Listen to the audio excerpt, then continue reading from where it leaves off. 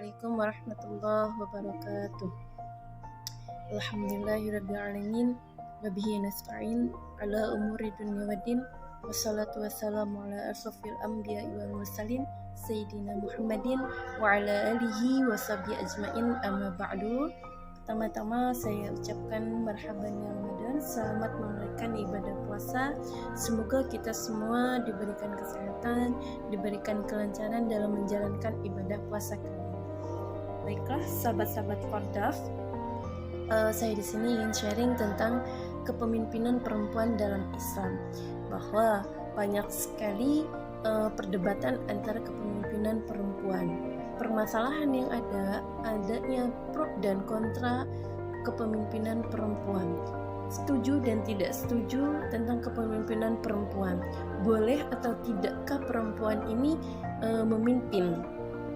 Mampukah perempuan memimpin? Dan lalu apa hukumnya perempuan ini memimpin?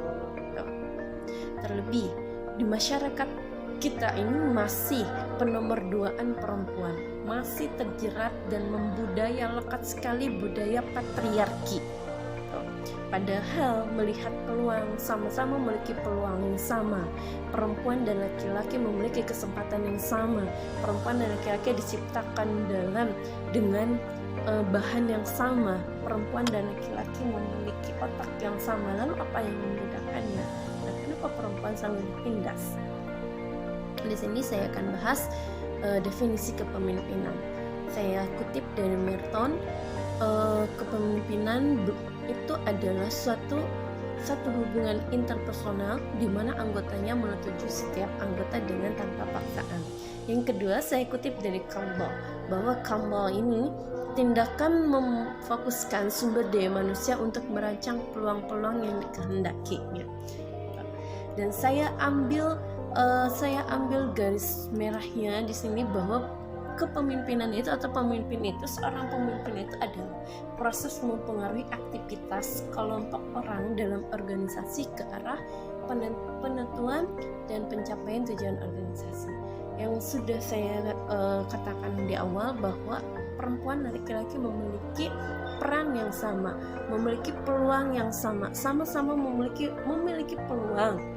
Lalu apa masalahnya perempuan itu memimpin?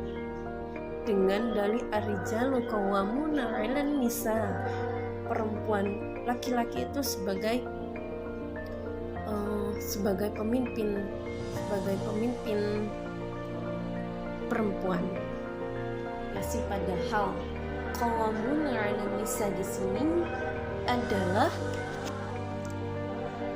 Qawam di sini adalah tidak mengandung unsur egoisme dan saling merendahkan, bahwa yang satu lebih mulia, lebih baik, lebih pantas, lebih berhak, lebih tinggi derajat dan sebagainya.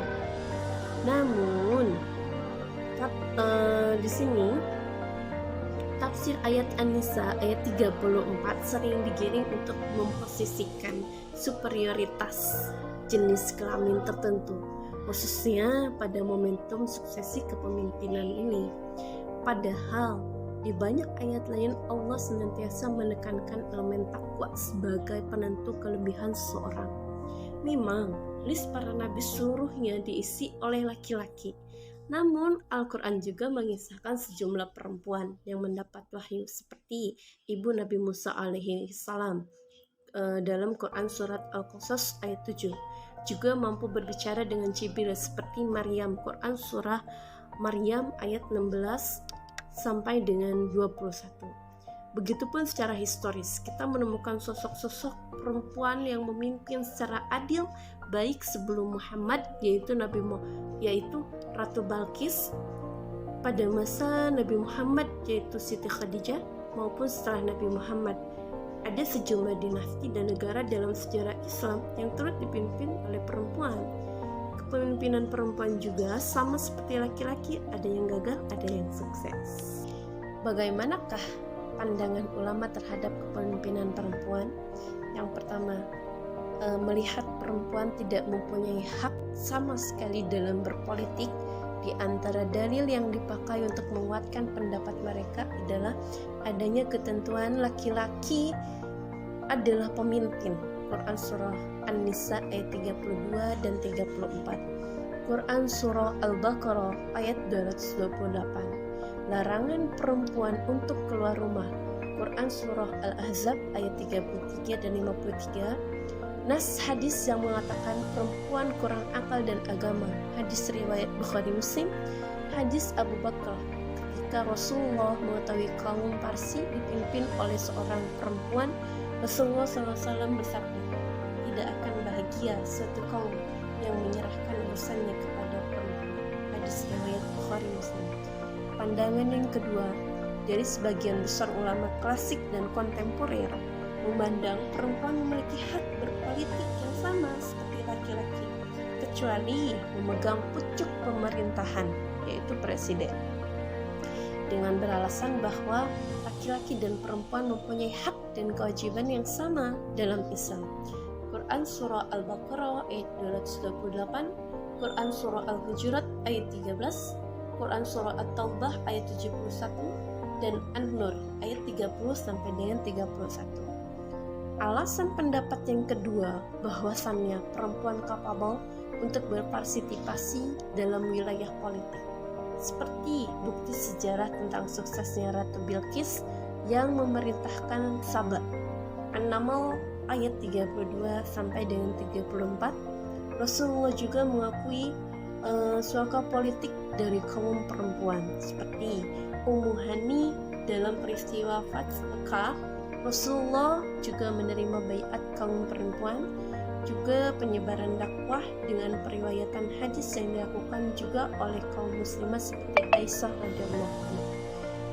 Pendapat ketiga memandang perempuan berhak berpolitik seperti laki-laki, termasuk memegang pucuk pemerintahan. Nah, kelompok yang sebagian besar ulama kontemporer ini menginterpretasikan hadis Abu Bakar, tidak akan bahagia suatu kaum yang menyerahkan urusannya kepada perempuan, khusus ditujukan untuk kaum Persia yang saat itu dipimpin oleh seorang perempuan, bukan dipukul rata untuk semua kaum.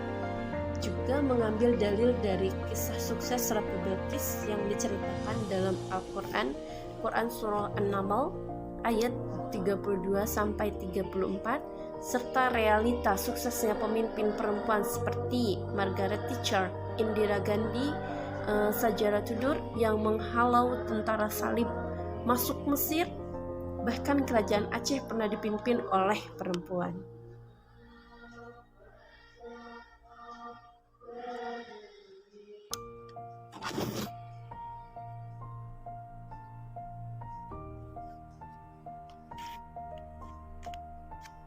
Lalu di sini ada pandangan ulama yang membolehkan perempuan menjadi seorang pemimpin. Yang pertama, Dr. Muhammad Syahid Tantawi, Syekh Al-Azhar, dan seorang mufti dari Mesir mengeluarkan fatwa yang menyatakan bahwa kepemimpinan perempuan dalam posisi jabatan apapun tidak bertentangan dengan syariat Islam, baik itu sebagai kepala negara, al-wilayah, al-uzma, maupun posisi jabatan di bawahnya. Dalam fatwanya yang dikutip majalah Ad-Din wal Hayat, Dr. Muhammad Syahid Tantawi menyatakan, perempuan yang menduduki posisi jabatan kepala negara tidaklah bertentangan dengan syariat karena Al-Quran memuji perempuan yang menempati posisi ini dalam sejumlah ayat tentang Ratu Bilqis dari Sabah, dan bahwasannya apabila hal itu bertentangan dengan syariat, maka niscaya Al-Quran akan menjelaskan hal tersebut dalam kisah ini. Adapun tentang sabda Nabi bahwa suatu kaum tidak akan berjaya apabila diperintahkan oleh perempuan atau diperintah oleh perempuan, Tantawi berkata bahwa hadis ini khusus untuk peristiwa tertentu, yaitu kerajaan Parsi, dan Nabi tidak menyebutkan secara umum. Oleh karena itu, maka perempuan boleh menduduki jabatan sebagai kepala negara, hakim, menteri, duta besar, dan menjadi anggota lembaga legislatif. Hanya saja, perempuan tidak boleh menduduki jabatan Syekh Al-Azhar karena jabatan ini khusus bagi laki-laki, karena ia berkewajiban menjadi imam sholat yang secara syariat tidak boleh bagi perempuan.